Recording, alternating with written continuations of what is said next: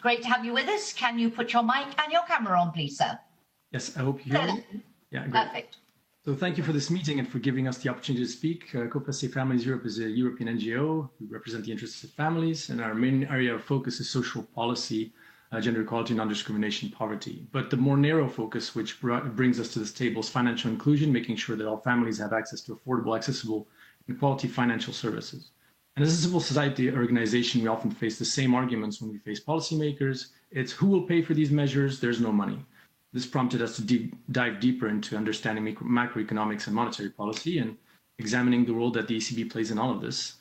And our recommendations in that regard can be broken down into two categories. Plan A, which is recommendations to solve the problems within the current system, and Plan B, recommendations considering alternative systems to a debt-based monetary system.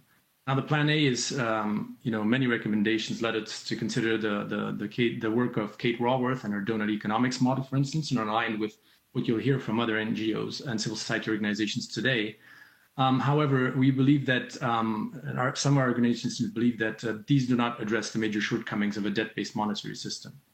And with this regard, the ECB's role, even if this consultation shows a willingness to engage in a bottom-up dialogue, policy tools at its disposal are invariably top-down, and in the sense that any new monetary program, be it quantitative easing or future ones, has to trickle down through a number of institutional layers before hopefully reaching the real economy and people.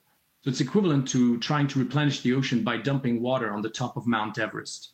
It's very likely it will freeze on top of it, get stuck in a dam, diverted by various irrigation systems before it reaches the ocean, and by then it might be too late. So this echoes your call on member states just a few days ago to distribute the 750 billion without delay. Now, unfortunately, these programs have sparked something like the everything bubble. That's what many economists say, increases the price of assets, which increases inequality because it benefits mostly the rich people.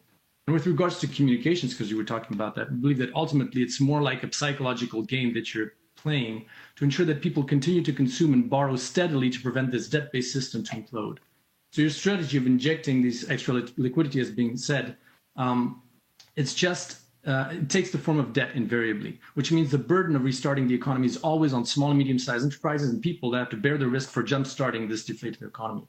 And if it fails, then they're in over-indebtedness. So hopefully that's why we're switching to Plan B also and considering Plan B recommendations. And in this regard, we have started exploring the potential of alternative solutions such as universal basic income or the relative theory of money by French economist Stéphane Laborde and others. And we need a new monetary system which is bottom-up, truly democratic, and where citizens are at the heart of monetary creation, which is resilient to shocks, can tolerate fluctuating demand, and is not dependent on growth and nevertheless fulfills the essential mandate of the ECB of price stability.